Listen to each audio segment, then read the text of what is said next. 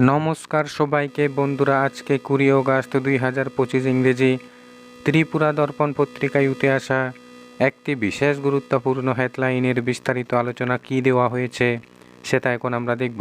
হেডলাইনটির নাম হলো মোথার তাণ্ডবে সাংগঠনিক কাজে নিরাপত্তার অভাব, স্বরাষ্ট্রমন্ত্রীর কাছে নালিশ জনজাতি মোর্চার। এখানে বলা হচ্ছে মোথার বিরুদ্ধে এবার অল আউট জাপল রাজ্য বিজেপির জনজাতি মোর্চা। পাহাড়ে নিজেদের সাংগঠনিক শক্তি বাড়াতে গিয়ে প্রতিটি ক্ষেত্রেই মোথার কাছে বাধার সম্মুখীন হচ্ছেন জনজাতি মোর্চার নেতারা। আক্রান্ত হচ্ছেন বিজেপির কর্মীরা। রাজ্য সরকারের শরিক দল হয়েও মোথার এই ভূমিকায় যার পরনায় অসন্তুষ্ট প্রদেশ বিজেপির জনজাতি মোর্চার নেতারা।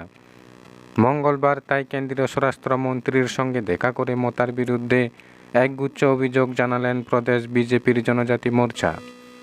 এদিন বিকেল আনুমানিক 3টায় মোর্চার নেতারা পার্লামেন্ট ভবনে কেন্দ্রীয় স্বরাষ্ট্রমন্ত্রী অমিত শাহের সঙ্গে দেখা করেন।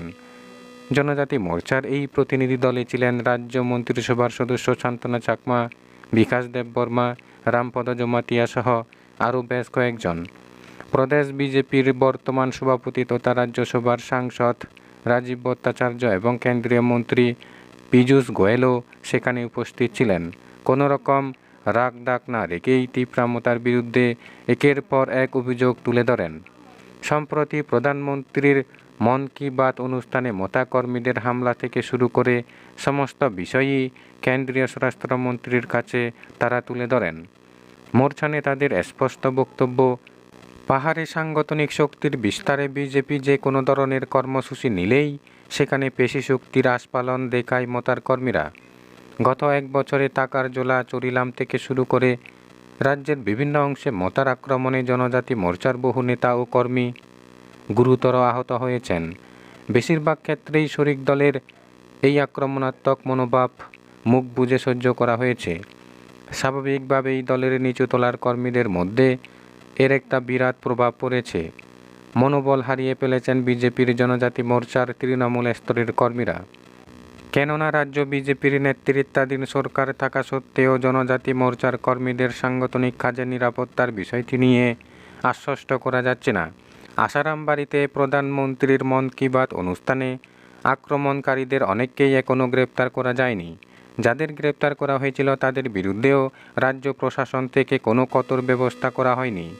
ফলে তৃণমূল স্তরের কর্মীরা হতাশ। সামনেই এডিসির নির্বাচন।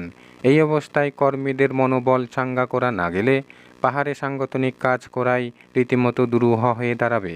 মঙ্গলবার কেন্দ্রীয় স্বরাষ্ট্রমন্ত্রীর সঙ্গে আলোচনায় জনজাতি মোর্চার নেতৃত্ব জাতীয় তফসিলি জাতি কমিশনের লেখা বিধায়ক রঞ্জিত দেববর্মার চিঠির প্রসঙ্গও তুলে আনেন।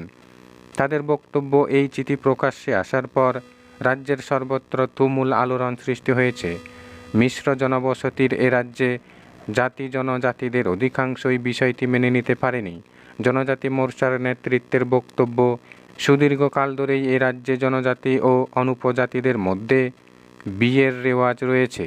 রাজপরিবারও এর ব্যতিক্রম নয়। এই মেলবন্ধন এ রাজ্যের ঐতিহ্য ও সংস্কৃতির অন্যতম নিদর্শন। অথচ সেই জায়গাতেই আঘাত করেছে বিধায়ক রঞ্জিত দেববর্মার চিঠি। আর এতে শরিক দল হিসেবে সামগ্রিকভাবে বিজেপির বিরুদ্ধেও বিরূপ প্রভাব পড়বে। যতদূর জানা গেছে, প্রদেশ বিজেপির জনজাতি মোর্চার নেতারা কেন্দ্রীয় স্বরাষ্ট্রমন্ত্রীর কাছে সভাপতি নিয়েও তাদের অভিমত জানিয়ে এসেছেন। কেন্দ্রীয় স্বরাষ্ট্রমন্ত্রীকে তারা বলেছেন যে এ রাজ্যে রাজনৈতিক ক্ষমতার মূল উৎসস্থল পাহাড়, তাই পাহাড়ে বিজেপির সংগঠনকে আরও বেশি শক্তিশালী করা দরকার। এক্ষেত্রে পরবর্তী সভাপতি জনজাতি মোর্চার কাউকে করা হলে সাংগঠনিক ক্ষেত্রে অনেকটাই অ্যাডভান্টেজ পাওয়া যাবে। রাজ্যের সামগ্রিক পরিস্থিতির কথা চিন্তা করে প্রদেশ সভাপতি বাছাই করার জন্যও তারা কেন্দ্রীয় স্বরাষ্ট্রমন্ত্রীর কাছে অনুরোধ জানিয়েছেন। বন্ধুরা, খবর আপাতত এই পর্যন্ত। বন্ধুরা, ভিডিওটি ভালো লাগলে লাইক, শেয়ার, সাবস্ক্রাইব করে আমাদের সঙ্গে থাকুন। ধন্যবাদ সবাইকে ভিডিওটি দেখার জন্য।